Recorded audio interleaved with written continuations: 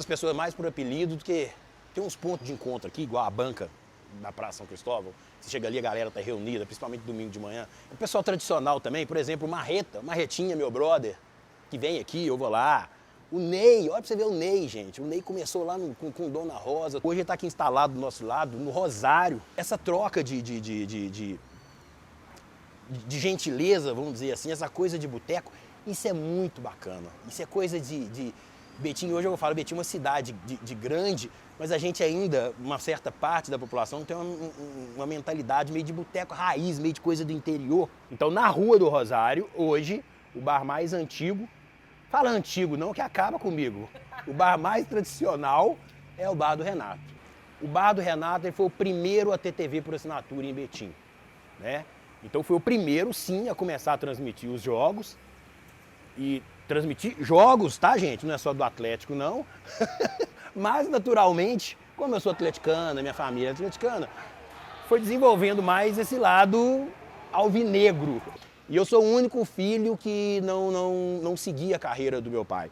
Então essa brincadeira dos relógios aqui, Bar do Renato, o Bar da Hora, que é o slogan do bar, na verdade não deixa de ser uma homenagem à minha família e principalmente ao meu pai, o Didicão. Muito cedo eu montei o bar, eu tinha 17 anos, faltava um mês para me completar 18 anos quando eu inaugurei o bar. Eu trabalhava no Banco Nacional, eu pedi conta do banco e montei o bar, né? É claro que a gente não monta nada pensando em dar errado, mas também não pensava em dar tão certo, de ser tão a minha cara. Nós fizemos festa aqui com 3, 4 mil pessoas na Praça do Óleo, ressacão do Betiquim, tem um arraiá do Bar do Renato, um arraiá desorganizado, com a quadrilha desorganizada. Mas festa, isso por si já é história demais da conta, né? Mas tem uma curiosidade que eu falo, que é da Praça do Óleo. No dia 6 de dezembro, para quem não sabe da história, a árvore do óleo que deu origem ao nome da praça, caiu uma tempestade aqui em Betim e um raio atingiu ela, acabando com a história dela no dia 6 de dezembro de 61. Segundo relatos. Não lembro não, tá, gente? Segundo relatos. Um outro fato que aconteceu no dia 6 de dezembro de 81 é só tragédia. Foi uma rural que estava passando e perdeu o controle da direção, bateu num poste em frente ao restaurante do Jó, uma época. No dia 6 de dezembro de 2001, o meu bar pegou fogo. Eu perdi tudo, tive que recomeçar do zero, né? Então, assim, é um fato curioso, que quase ninguém sabe disso, mas dia 6 de dezembro, se eu puder, eu fecho meu bar. Eu não gosto de arriscar 6 de dezembro aqui, não. A Rua do Rosário, se você for pegar do início dela, olha a quantidade de opção. Nós temos comida nordestina, nós temos comida japonesa, nós temos pizzaria, nós temos sanduíche, nós temos cervejaria, nós temos um botecão raiz. A gente tem um leque de opções aqui na Rua do Rosário, gente, que é de dar inveja a qualquer outra região, né? A gente pode comparar, por exemplo, nós estávamos comentando mais cedo, a região de Santa Teresa, né?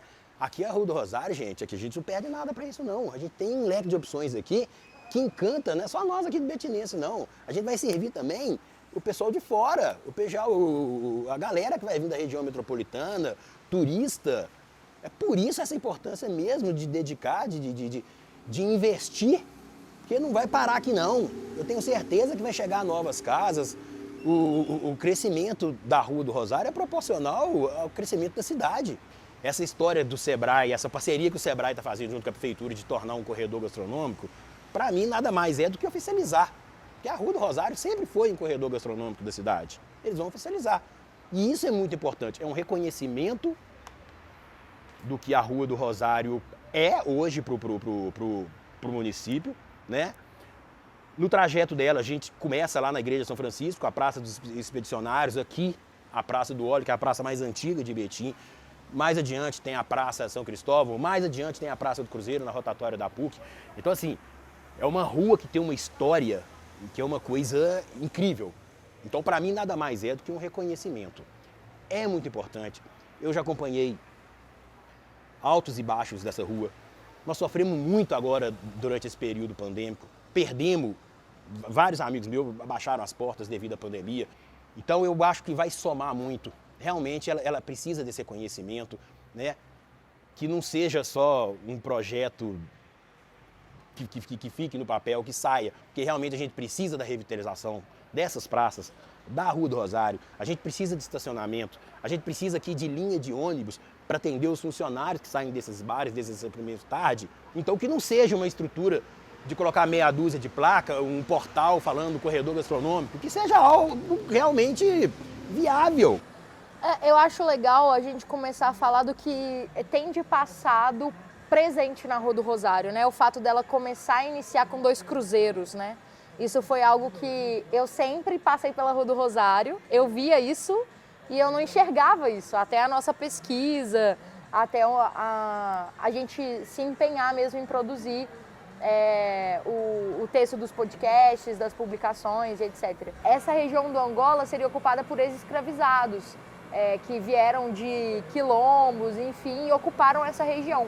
Tem essa história de que para cá do Rio seria essa parte preta, para lá do Rio seria a parte branca da cidade. Congado, gente, às vezes, né, eu moro aqui no bairro Angola há um tempo e a gente sempre, né, eu sou católica, né, a igreja católica fica logo abaixo da igrejinha do Rosário, que é onde acontece o congado. Então a gente ouvia os tambores, eu achava assim, nossa, que demais e tal, que legal. E aí, às vezes, o padre mais esclarecido explicava que ele era uma questão religiosa, pra gente respeitar, né? E as pessoas, os congadeiros de Divinópolis, de toda essa região, né, de onde o trem vem, desembarcavam em Betim para poder fazer a festa do Rosário. E aí... E ela tá aí até hoje, então de repente a gente, um dia do ano, ou talvez 3 finais de semana, a gente vê um movimento diferente, o pessoal com chocalho no pé, uns tambor maravilhoso, mas a gente não vê isso no resto do ano, sabe? A gente não tem essa explicação territorial histórica de que a igreja é um resultado de uma fé religiosa dessas pessoas que sustentam isso até hoje, sabe? A gente sabe porque a gente se interessa, né? Mas isso não chega à população em geral, né? Chega a época do ano da festa do Congado, a igrejinha fica linda. A igrejinha é interessante como ela foi apropriada nos últimos anos, principalmente pela população jovem. Então é ponto de ter date com o crush, com a crush, é ponto de encontrar os amigos. Teve tempo de ter muito sarau lá, de ter manifestações culturais legais lá. Ela fica maravilhosa na época das festas do Congado, toda colorida, como é a festa do Congado. E aí as pessoas não necessariamente sabem o que está acontecendo ali. Ah, que legal, tá decorado, que bonito, que legal. Ela é um caminho histórico, né? Até chegar em Esmeraldas. O que a gente tem aqui é alguns resquícios, né, de várias épocas, né? A Igreja do Rosário é a primeira. Tem uma questão patrimonial também que vai restando poucas coisas, né? Na Rua do Rosário. De arquitetura, né? E vai restando geralmente mais do pessoal que fica, né? As casas mais simples nunca ficam mais aquelas que, né, que houve um tratamento arquitetônico mesmo. Aí você entrevistou a moça da banca e aí ela contou pra gente também, né, ela e o marido, que foi o avô dele, né, quem projetou e construiu a maioria das casas que tem esse padrão, né, eclético, que a gente vê em várias casinhas, mas que a gente entende que ela permanece porque é da família, donos, né, que venderam.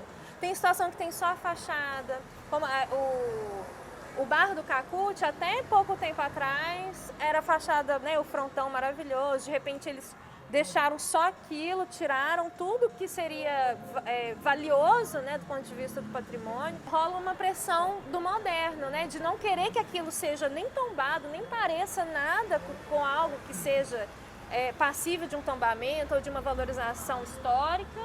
Então, tira todas as pistas, né? Se a gente pegar o Google Street View, né, que tem o reloginho, que chega pelo menos até 2019 aqui na Rua do Rosário, a gente vê várias situações que poderiam ter sido preservadas, né, ou valorizadas nesse sentido arquitetônico. Vira as costas para isso, o que acontece é a descaracterização completa e a criação do não pertencimento, não identidade.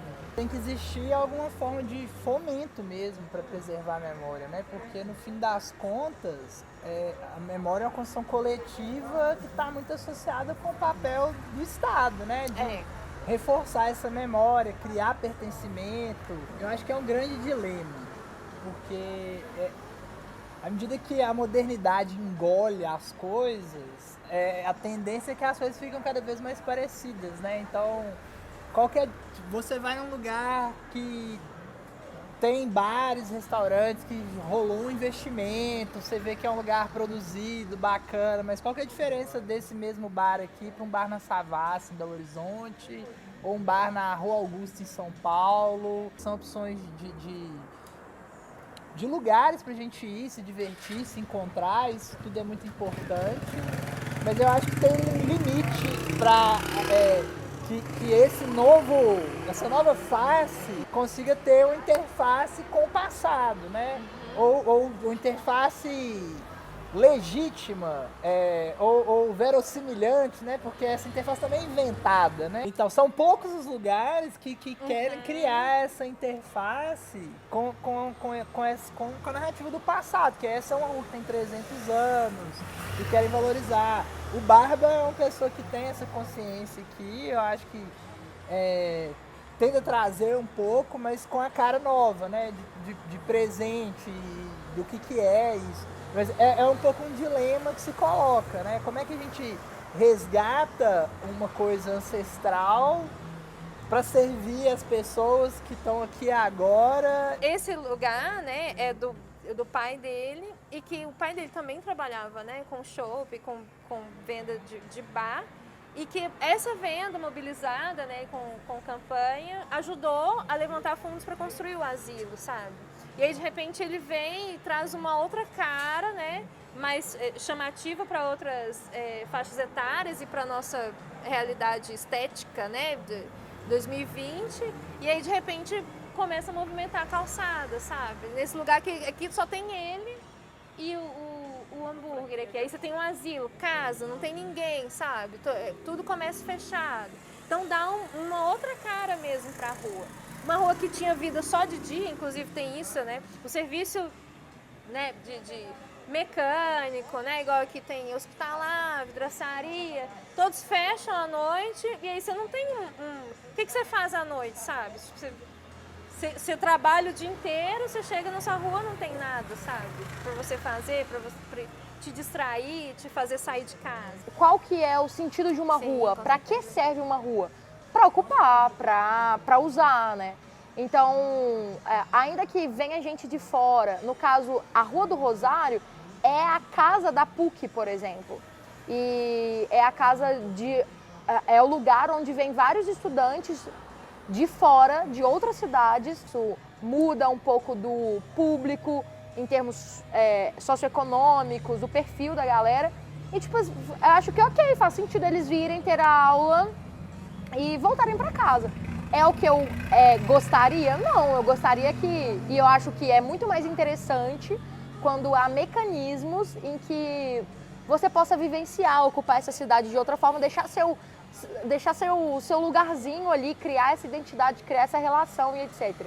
E eu acho que a transformação recente da Rua do Rosário nesse espaço, nesse lugar boêmio, nessa referência boêmia, ela abre portas para isso, porque como a Anne falou, de fato antes a rua ficava muito nesse espaço de serviços essenciais, né? Um aspecto legal da Rua do Rosário é como ela tem duas praças e como que essas duas praças de alguma forma convidam para essa diversidade de público e em diferentes horas do dia, inclusive. Então, eu estudei em escolas próximas à Rua do Rosário, em dois momentos diferentes, sabe? Na pré-adolescência e na adolescência. Então, o lance antes e depois da aula, quando eu estudava no CETAP, era ficar na pracinha, na lan house que tinha lá, e tomar sorvete. E depois, na adolescência, sair do Nossa Senhora do Carmo, que está 2 quarteirões para cima, e usar a Praça do Coxinha. E é interessante esse aspecto do comércio na Rua do Rosário, como que os nomes dos lugares viraram a referência. Então, é a Praça do Bar do Renato, é a Praça da Sorveteria Poliana, é a Praça do Coxinha. A gente não se refere aos nomes oficiais. E tudo bem, porque toda ocupação é legítima. Seria legal se houvesse por parte do Estado, ou por um coletivo como o nosso, enfim, uma plaquinha lá dizendo essa praça tem esse nome por isso, por isso, por isso. Eu sou uma pessoa que desde sempre me interessei por isso, busquei essas referências e não encontrei. Eu acho que é possível você vir na rua, ter o atendimento que você quer, ir no bar que você quer, comer a comida que você quer. E ok, mas eu acho que seria muito mais interessante e a longo prazo muito mais inteligente, muito mais cativante, inclusive, porque eu acho que é muito o que diferencia Betim e principalmente os serviços que Betim oferece, na Rua do Rosário, inclusive, esse calor, essa coisa meio do interior, as pessoas te conhecerem pelo nome, você entrar no bar e as pessoas saberem quem é você. A gente fala, esse lance da história, a gente fala das esquinas como lugar de encontro. Quantas esquinas tem a Rua do Rosário, né? Uma rua tão longa, uma avenida quase, ela tem uma estrutura quase que de avenida, assim mesmo. E quantas esquinas ela tem, então quantos encontros ela proporciona, né? E quantos públicos ela acolhe. Então o público escolar, como eu disse, em um dado momento do dia, o público trabalhador nos pontos e vários pontos de ônibus que tem na rua, os comerciantes à luz do dia, o público boêmio agora tem essa opção de ocupar. Então eu acho que essa pluralidade e essas possibilidades na ocupação, todas elas são legítimas. Cabe a gente, e seria muito interessante, criar mecanismos para que fosse acessado o início disso, o start disso, de onde vem isso, né? Por onde andamos, por onde a gente anda, né? Acho isso legal.